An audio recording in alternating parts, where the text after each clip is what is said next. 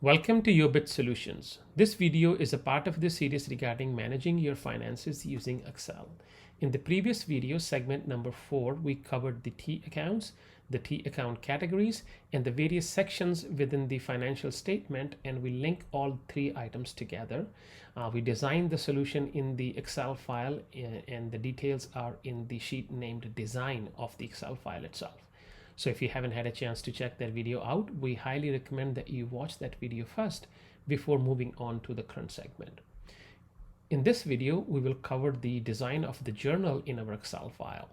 A journal is basically just the list of your various transactions as they happen during your business day-to-day functions. If you recall from our video number 1, we covered these fundamentals on double entry principle and how these transactions are recorded in the T account. We will just port that knowledge and present that detail in a table instead, and that would be our journal design. If you're not familiar with these terms, we highly recommend that you watch the video number 1 where we covered these transaction principles on debits and credit side of various type of T accounts.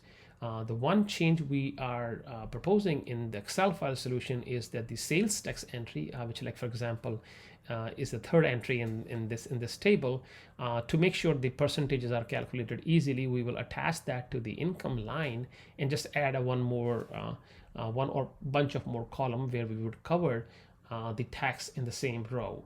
This is just to ease out, to make sure that the percentages are applied on the sales tax if that is the case.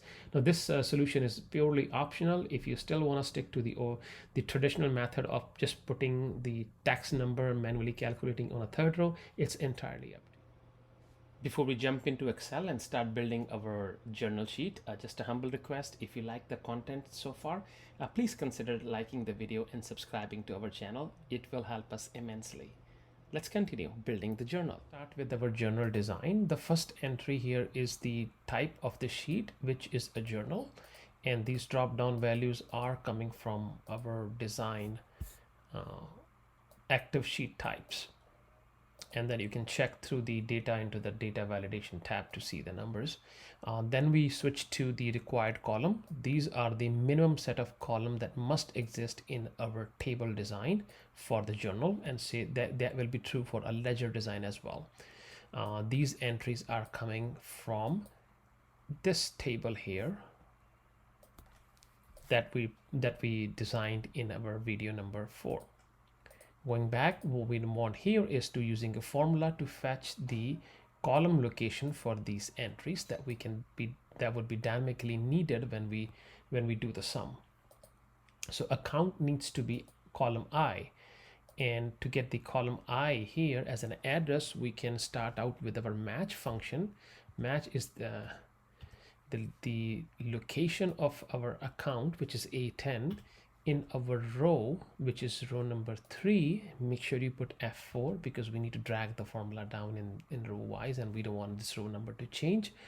Then the last item is that do you want it to be exact, which would be the 0. We need an exact number that will give you the index of the column, which is number 9. Now we need to convert the index number into the letter I, and the way you can do it is you can call address function, and the address of the row and the column. Row, we don't need it, but we have to put it here to fetch the address.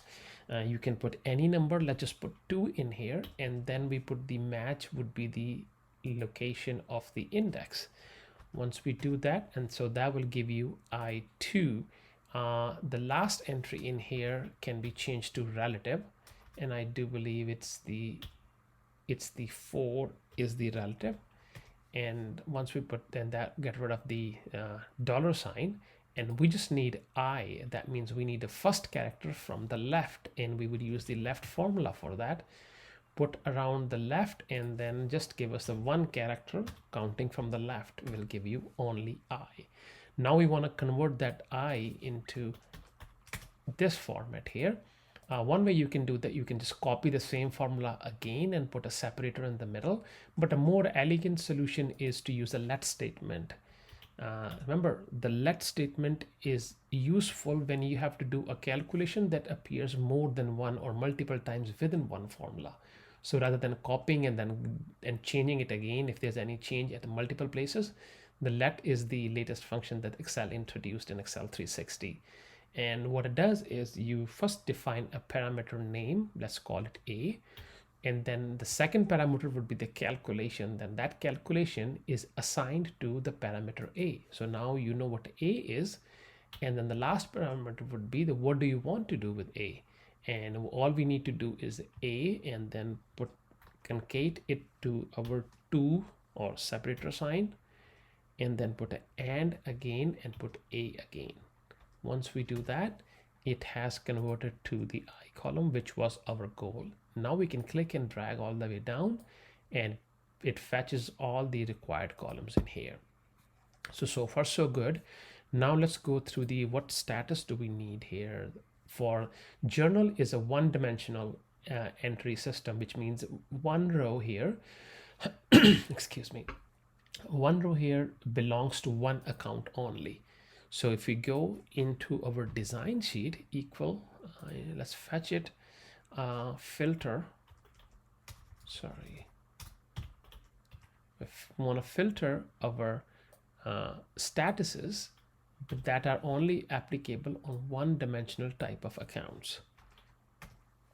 That will give you nothing but this complete and a pending entry. Now let's go to the used T accounts. Which do you, if you want to use all, do we want to use asset, income, expense? These entries are again coming from our design sheet. In this is the dynamic list that has been used in here, and you can extend that as you go. Maybe you need a dividend type of a journal, so any kind of a journal that you want, and where you want to limit the entries to a one particular category, and that's why there's first some sample calculations are done here. And so what we want is if the value is all, and this should fetch the first array. So first step is to find the index of the filtered value in the header of that array, and that can be done using match statement that find the index of this value in this array, the horizontal array, right? And once it's done, and then you can say 0 we need to put for it, because we were looking for an exact match. So once you do this, it should give you 1, and if you go back to the income, that should be number 3, and so on and so forth. So the goal here is depending upon what the statement is, we need to fetch the first column. And once we know the index, which is the column offset, we can put a reference entry in the beginning, and then we create the offset depending upon whatever the index is. And you'll see that in a minute here. Let's go with offset. And offset has the first entry is starting from here. Okay. We're saying, okay, give me an offset cell value from starting from this cell in the same row, because we're not changing the row here, which would be 0. And number of column that I want to offset here would be the result of the match index. Now remember, the match index is 1 based. The first entry is 1, but we want the first entry to be 0. So that means you have to subtract 1 from our match result. So once you do that and you finish it, and that should give you the first entry A. And if you switch back to income, then that should be the first entry of the income array. Now convert this single entry to a complete array of choice. All you have to do is put a hashtag at the end or a number sign, and now it will fetch you the whole array starting from that reference value. And let's say if you want to do all, here that's the all of the T accounts available, and these lists will grow as you modify your T accounts for yourself. So dynamically would be updated. So let's say we're designing the first journal for all kind of T accounts. So we designed that. Now let's go through the table of our transaction modeling in the journal. The first entry is a check. This is more like an error checking. We'll do that at last once we go through all the formulas in the table. The second entry is to calculate the quarters. So there's a first quarter, second quarter, third quarter, or fourth quarter. These may be useful for when you're filing your GST or general sales tax return with the government. and you need to find out what under which quarter that given transactions were done, and we can summarize that. That's the purpose of this column here. So let's put a sample entry here of the date, and we want to, March is a first quarter, and then how do we calculate that here? Just try to make it simple here as a calculation. So these are all the 12 months, and each shaded area is a 1 quarter, first, second, third, and fourth. We start with the month. We fetch the month from the date. That will tell you that you can use the month formula. And date is the parameter, and that's that will give you the first month is 1. What we need as a 0 based index, that means we subtract 1 from it, so the first month should be 0 all the way to 11 for that December. Now we want to do is because a quarter contains 3 months, all if we do that, if we do the division by integer, not a float point, but the integer division will give us the 0 based quarter entry, and that would be equal to quotient. Quotient is the Excel formula for the integer division, and now that you can do is this would be our numerator, and denominator is 3. Once you do this, and if you click and drag, and it will tell you that this 0 is the first quarter, 1 is the second, so on and so forth. And let's add 1 to it, and that now gives us our quarter calculation. So let's put this in there and then append it with the Q. Here is the formula that we developed after appending Q and replacing the parameter with the date parameter, because the date parameter is a column G in here in the table. And once you do that, it should forget the equal sign in the beginning. That should take care of it. Now, one thing we do want to add as an error checking, like if date is not available, it should put something in there, but not a quarter. So what we can do is we can put this under if statement. If is a number, if the date column is a number, then we will do the calculation. Otherwise, we'll just put a dash or a hyphen entry in it.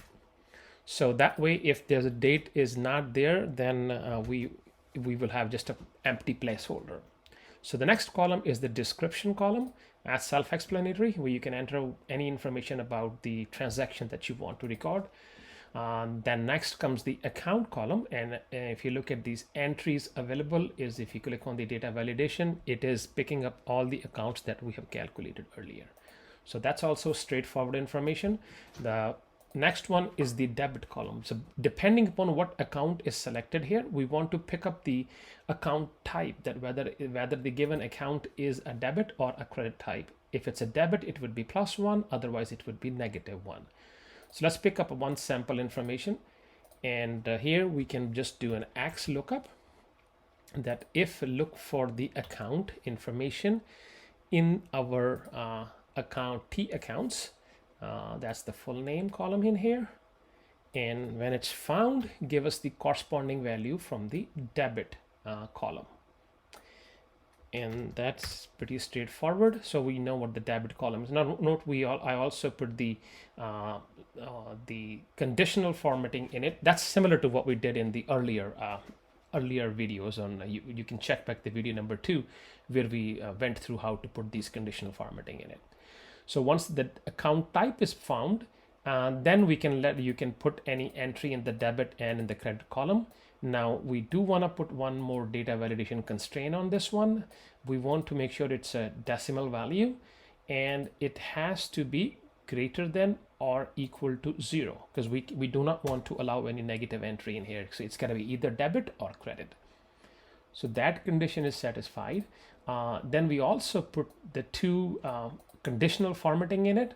On the debit column, if you look into the home tab under conditional formatting, manage rules, it's got 2 rules in there, and pretty straightforward. The first rule is, okay, if the number is a negative, if the debit was number -1, then change the debit column entry to red, and green otherwise. The second rule is the green for the otherwise. What does that mean is it's just a visual aid to tell that if your account was a debit account and you put any entry in your debit column, it shows the green, because on this account, adding any entry into the debit column increases the value of the account. Now if you put it on the other side and then that would be a negative entry, which means this entry here is reducing the value of your account. Now, had this been a credit account, like a any payable, or let's convert to any accounts payable, which is a liability account. So you can see that if it's a liability account, which means it's a credit account, so that entry that was red before now become green, and on this side any entry will become red, because the right hand column, the credit column, for an account payable type of an account, the credit entry increases the value of that account. This is nothing but a visual aid for easy entry. So now the next item becomes the status, which is in here. Now status is depends upon your pending condition.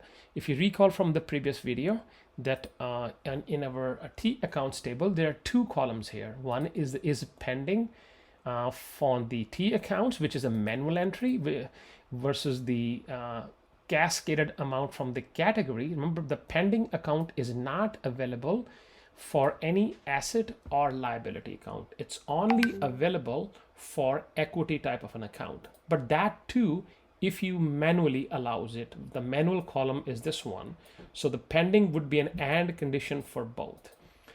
This will make much more sense when we actually do the example. And furthermore, if you are not comfortable, this is just an optional choice. When we get to the tutorial, if you like it, you can use it. Otherwise, you can just skip this information as optional. Going back, so that we covered the status, which will depend upon the entry here. If you look into the under the data validation, it's if condition. If says if U4, which is this column in here, that if the U4 is true, then the full range is acceptable here. Otherwise, just the complete entry is acceptable. So it's a drop down list with an if condition. So like for example, if this is say true, then the status here will allow both complete and the pending entry. Now, if this is false, then the status is only the complete entry. Okay, and we'll fill the pending condition here as an and condition, which would be and look for the XLOOKUP. We were looking for the account name in the design side in the name column, and once the value is found, give us the manual pending condition on this table here. That's a first condition. The second condition is the same condition. I'm just going to copy it over all the way from XLOOKUP, and we're just changing the, instead of is pending, we put is pending C, which is the second column. So the and condition of these two Boolean will dictate whether or not is pending allowed for that particular account. So that way it's an automatic, and you can see that if it's a certain expense account, like for example, where hard-coded accounts payable or receivable is not implemented, that's where it is allowed. Let's say for example the sales, it has true and true, and if we put I income as a sales in our condition, income as a sales, you can see that is pending is allowed, and then the status can be pending or complete. So that's for now for the status. Now let's complete the gross. Gross is the net sum of these two accounts. So it's basically the debit amount multiplied by the debit sign plus the credit account multiplied by the credit sign. Credit sign here is the opposite of debit. So that can be done easily here as you can put the debit multiplied by the debit sign plus credit multiplied by the negative of the debit sign. Okay, so for example, for our debit account, if we put 100 as a credit value, the 100 is the gross, but if the 100 had been on the other side, that would be a negative 100. So let's calculate the total entry here, which will depend upon the tax entry. And to maybe make things more simplified, let's change this number to somewhat easy. So this is a gross entry, and if 13% is the tax, then the tax number should be $13 here. The tax will depend upon our input values, which will go in one of these two columns, but not in both. This one should be used if a certain amount in the gross is a tax, so it's a manual entry. And the second time is if you specify the tax rate, and then tax rate would be applied to gross to calculate the tax value. Now, other thing, we gotta make sure that both of these two number needs to be positive numbers. So on the setting side, they're making sure that they're greater than or equal to 0. And at the same time, it also throw up an error if the negative numbers are applied here. So after done that, let's go over the tax calculation based upon the tax rate. Let's just say if the tax was a 13% here, and the tax calculation is fairly simple. The gross amount is net plus net times the tax rate. And if we just simplify and take the net common out, the net amount to the gross relationship is net is equal to gross divided by 1 plus tax rate. Now the tax itself is gross minus the net amount, and replacing the net amount from the previous equation on the right hand side, we find this formula, and upon simplifying it, tax to the gross relationship is tax is gross multiplied by 1 minus 1 divided by 1 plus tax rate. So let's put this in our formula to make sure our tax numbers are correct. So that would be equal to the absolute value of the gross, which is this one here. Let me switch on here. So times, start the bracket, 1 minus 1 divide by 1 plus tax rate, and closing the first bracket, second bracket, and that's the $13. Now if the tax manual entry is applied, and then the manual entry should be used, and that means if this is a number, then this number should print 10 if the $10 was in fact the tax amount in this gross. And that we can do with an if statement in the beginning, which means if our manual tax is a number, our manual tax here, then you put the absolute of manual tax number. Otherwise, do this calculation, and at the end we need to close the if bracket, and that should give you 10. Now we also need to put one more check in there, that if a user end up putting two values, it should print an error, because only one of them has to be used. Both cannot be used simultaneously. For that purpose, we need a one more if statement in here, and that would say if and means both are number, we putting both in an and condition. That would be is number tax manual and is number tax rate. Close the is number, close the and bracket. If that is true, then we should just print out an error. Otherwise, we print the calculation, and at the end we need to close the final bracket, and that should show you that it's an error. You can't use both. So if we reduce this number, and then it's a manual 10 entry, and if you put a 13% and remove the manual entry here, then it's a $13 tax number. So that's the first part of our absolute tax calculation included in the gross. Now we need to find out what is the tax value here. The condition here is that if the entry here, because tax belongs to this entry, the tax as well as the amount that has been entered must be in the same direction. In other words, if this is a credit entry, then tax would also be a credit entry. Remember, this tax here is the tax payable account, which would be updated. So to do that, we need to determine if this entry is a debit or credit. So how do we do that? So to determine that, all we need to make sure that if you multiply your gross amount times the sign of your account, if the resultant number is a positive, it was a debit entry.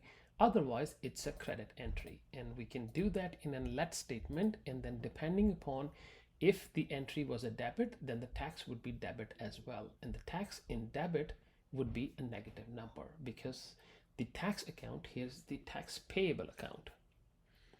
So let's do this by putting a let statement. We can name a parameter is debit, and what is the value of is debit? That would be equal to our gross amount multiplied by our debit side column sign to be greater than 0. That means that would be the value of the is debit parameter. Now what do we do with it would be if is debit, if the entry was in debit, then we put the negative of the absolute sign. Otherwise we put just the absolute sign. Oh, we forget one bracket in here, sorry. So that tells you that if the sales was we received a sale, income at the $100 goes to the income, which would be in total here, and the $13 goes to the tax payable account. Now the total here would be equal to, if the gross was greater than 0, then it would be gross minus the absolute tax. Otherwise it would be gross plus the tax absolute, which means in either way that would be our actual account. So going back, so tax is calculated, our total is calculated, the gross is calculated. Now we need to make sure some checks are in place, that this entry should only be added in our final math on the summary sheet if the status was determined and you had a valid tax account was also specified. Let's first make sure that the account selection was a valid one, and if it's an invalid, then our X lookup for the sign of the account type should go back to 0. If that's 0, then it will make sure that the sum, all our calculations will go back to 0 here. For example, if I do not put any account in here, the amount goes to 0, so goes our total, and so goes our taxes. So that's our check number 1. Just undo it quickly. The other check we can do is that once the tax is calculated, it should only be used when the status is specified. That means in our tax calculation we put an if statement, and that if statement is if, and under an and condition, because we need to check for 2 conditions. So first condition is the status is not equal to pending. Second condition is that status is not equal to complete. Let me close the and bracket, and the error state would be 0. Otherwise we would use the let condition, and let's go back the and close the if bracket that we just entered. So now you can say the tax is not calculated, and we can put the same condition in total and gross. Here if we go back to complete, now the tax is available, otherwise it's not. So that's the condition. Let me just quickly we'll put this condition in these 2 numbers as well. Now after doing that, that would bring end to this particular segment. The file that we developed here is available for you to download in the description below, and our next segment would be to go ahead and complete the ledger account, and then we move forward to make our summary sheet and the trial balance and the financial statements. We're not there yet, but we have had a good pace so far. So thanks a lot for watching this segment, and last but not the least, all we request is kindly, if you like the content, please like the video and subscribe to the channel. That way you will stay up to date when we upload a new video. Thanks.